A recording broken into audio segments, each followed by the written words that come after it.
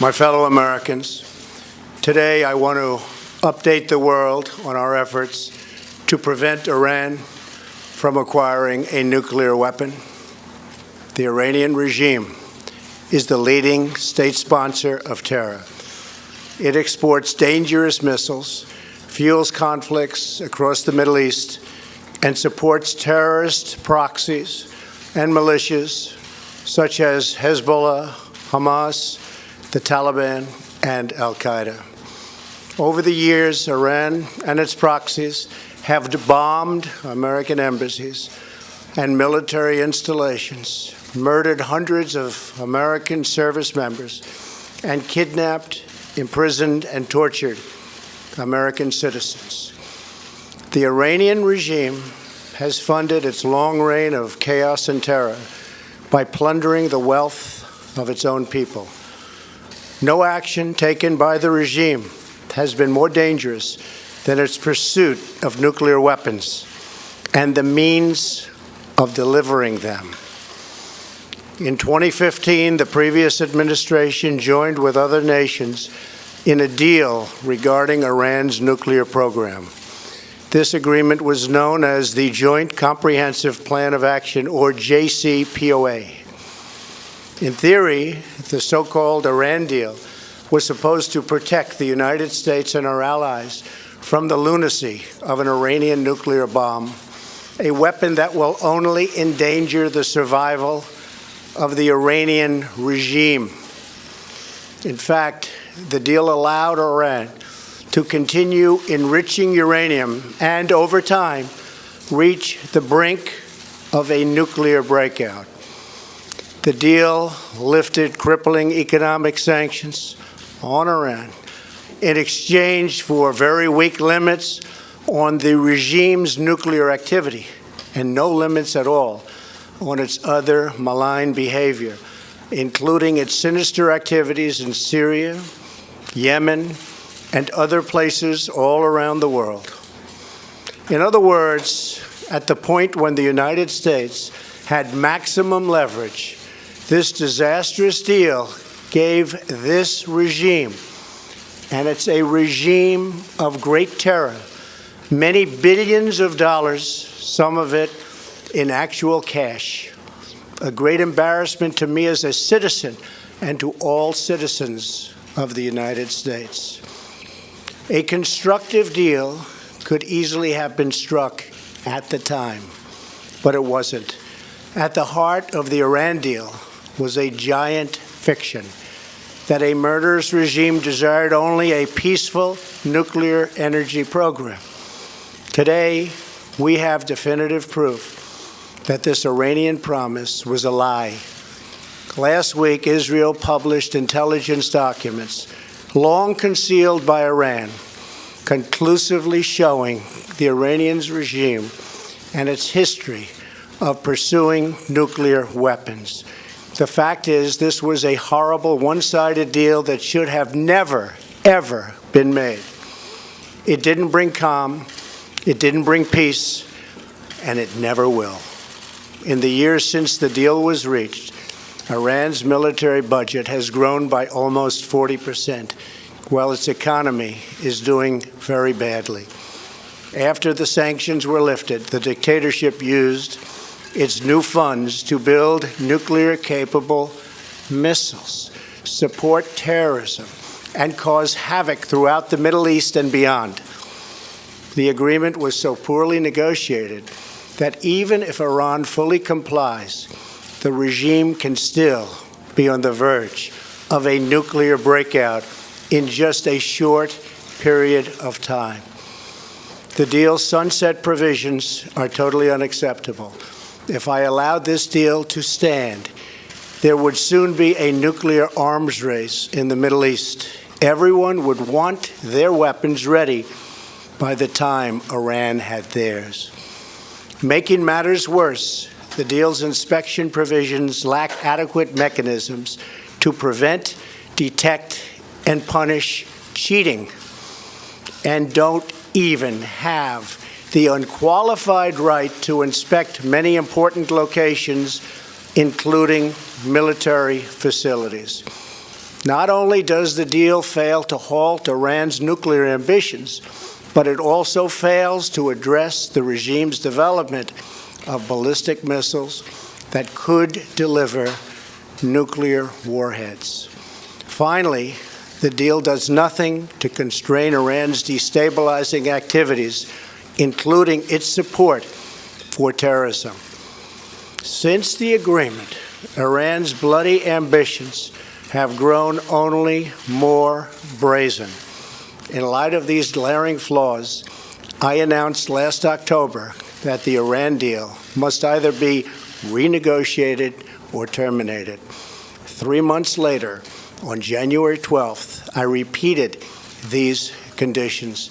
I made clear that if the deal could not be fixed, the United States would no longer be a party to the agreement. Over the past few months, we have engaged extensively with our allies and partners around the world, including France, Germany, and the United Kingdom. We have also consulted with our friends from across the Middle East.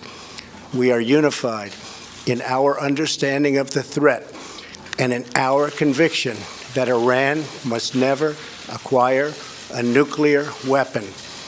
After these consultations, it is clear to me that we cannot prevent an Iranian nuclear bomb under the decaying and rotten structure of the current agreement. The Iran deal is defective at its core. If we do nothing, we know exactly what will happen. In just a short period of time, the world's leading state sponsor of terror will be on the cusp of acquiring the world's most dangerous weapons. Therefore, I am announcing today that the United States will withdraw from the Iran nuclear deal. In a few moments, I will sign a presidential memorandum to begin reinstating U.S. nuclear sanctions on the Iranian regime. We will be instituting the highest level of economic sanction. Any nation that helps Iran in its quest for nuclear weapons could also be strongly sanctioned by the United States. America will not be held hostage to nuclear blackmail. We will not allow American cities to be threatened with destruction, and we will not allow a regime that chants death to America to gain access to the most deadly weapons on earth. Today's action sends a critical message.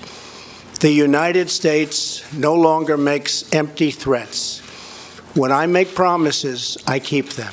In fact, at this very moment, Secretary Pompeo is on his way to North Korea in preparation for my upcoming meeting with Kim Jong-un. Plans are being made, relationships are building.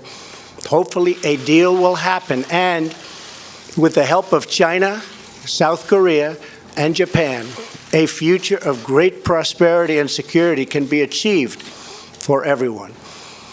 As we exit the Iran deal, we will be working with our allies to find a real, comprehensive, and lasting solution to the Iranian nuclear threat. This will include efforts to eliminate the threat of Iran's ballistic missile program, to stop its terrorist activities worldwide, and to block its menacing activity across the Middle East. In the meantime, powerful sanctions will go into full effect. If the regime continues its nuclear aspirations, it will have bigger problems than it has ever had before. Finally, I want to deliver a message to the long-suffering people of Iran. The people of America stand with you. It has now been almost 40 years since this dictatorship seized power and took a proud nation hostage. Most of Iran's 80 million citizens have sadly never known an Iran that prospered in peace with its neighbors and commanded the admiration of the world. But the future of Iran belongs to its people. They are the rightful heirs to a rich culture and an ancient land, and they deserve a nation that does justice to their dreams, honor to their history, and glory to God. Iran's leaders will naturally say that they refuse to negotiate a new deal. They refuse, and that's fine. I'd probably say the same thing if I was in their position.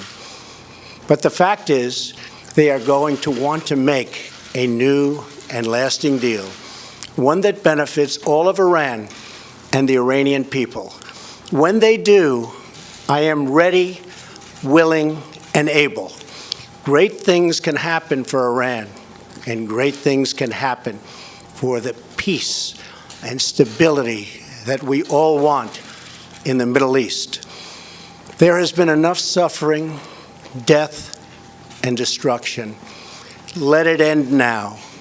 Thank you. God bless you. Thank you. President Trump from the diplomatic room of the White House, and with the stroke of a pen will revoke the U.S. cooperation and as a signatory to the Iran deal. This is a hugely important moment in foreign policy. And I want to turn to Andrea Mitchell, who was listening along with me this afternoon. And Andrea, we heard the president lay out the critiques of this deal that was struck between Iran, 5 other countries, and the U.S. We heard what he thought was wrong with it. The question now is, what can they do that is better? What does Iran do now? Is Iran likely to go back to the negotiating table? Thank you very much. Just listen.